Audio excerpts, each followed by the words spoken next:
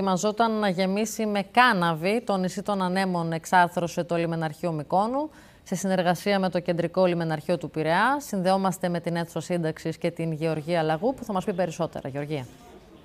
Στέλλα, ένας 32χρονος συνελήφθη στο νησί των Ανέμων στη Μύκονο, κάτοικος Γλυφάδας, μετά από μια μεγάλη επιχείρηση από το κλιμάκιο των λιμενικών της Μυκόνου, ο οποίος ήταν φορτωμένος με 2 κιλά κάναβη και ήταν έτοιμος να τα ρίξει στο νησί των Ανέμων.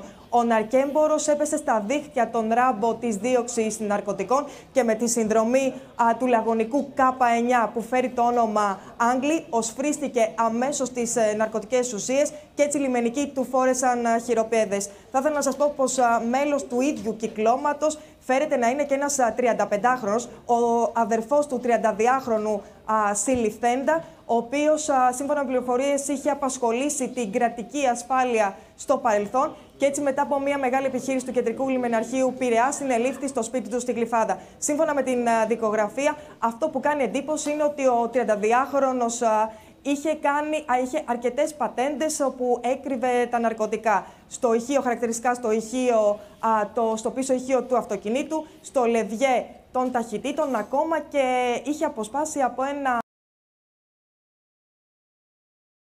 μπουκάλι τον πάτο και είχε βάλει μέσα τις ουσίες.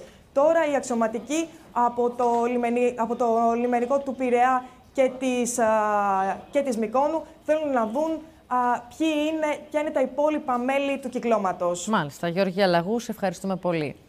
Πάμε τώρα να δούμε πώς ακριβώς εκπαιδεύονται τα K9, η τετράποδη κομμάντο του λιμενικού σώματος, τα λεγόμενα λαγωνικά K9, εκπαιδεύονται συστηματικά προκειμένου να ανακαλύπτουν ακόμη και τις πιο απίθανες κρυψώνες των εμπόρων ναρκωτικών. Οι εκπαιδευτές τους μιλούν στην κάμερα του Open για τη δράση και την αποτελεσματικότητα των τετράποδων Πουαρό.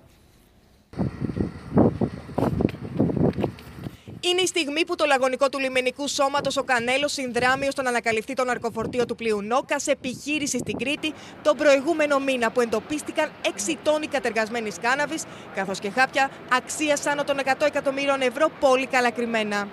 Να ψαχτεί ένα βαπόρι μπορεί να χρειαστούν μέρες και δεκάδες ανθρώπων, ενώ με 2 σκυλιά σε μία μόλις ώρα έχουμε ψάξει όλο το βαπόρι. Ως φρένονται αμέσως τις παράνομες κινήσεις των κακοποιών. Μπορούν να ανακαλύψουν τα ναρκωτικά ακόμα και στα πιο απίθανα σημεία. Είναι ο Κανέλος και ο Ζίγκολο άριστα εκπαιδευμένοι και υπηρετούν στο κεντρικό λιμεναρχείο Πειραιά, χαρίζοντας στο λιμενικό πολλές μεγάλες επιτυχίες. Θα συνδράμει και θα βρει ναρκωτικά εκεί που ο ανθρώπινος νους, το ανθρώπινο μάτι δεν πάει. Ο Ζίγκολο προσπαθεί να βρει την ναρκωτική ουσία που έχει κρύψει ο χειριστής του. Έχει μπει σε πρωτογενή συναγερμό, όπως λέμε, στο ότι στο συγκεκριμένο όχημα υπάρχει μια ναρκωτική ουσία, πλησία στο σημείο, και αυτή συγκεκριμένα είναι η ένδειξη μάλλον του σκύλου ότι στο συγκεκριμένο σημείο υπάρχει ναρκωτικό. Ασκήσεις όσον αφορά για την υπακοή, ώστε οι σκύλοι να δένονται πιο πολύ με το συνοδό. Ο Κανέλος, όπως βλέπετε, είναι ένα από τα βασικά σκυλιά ανιχνευτές του λιμενικού σώματος, με ειδική εκπαίδευση και βαρύ βιογραφικό. Ήδη μετρά πάνω από 85 δικογραφίες στο ενεργητικό του και έχει στείλει πίσω από τα κάγκελα της φυλακής δεκάδες ναρκέμπορους.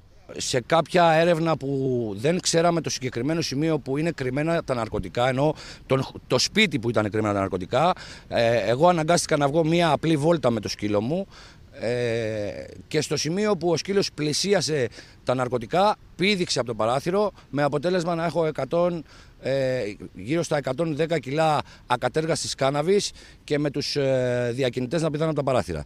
Το λιμενικό σώμα ήδη έχει επιστρατεύσει 6 νεοσύλλεκτους σκύλους που θα συνδράμουν στο έργο του λιμενικού σώματος και στην επόμενη φουρνιά θα ακολουθήσουν ακόμα 4.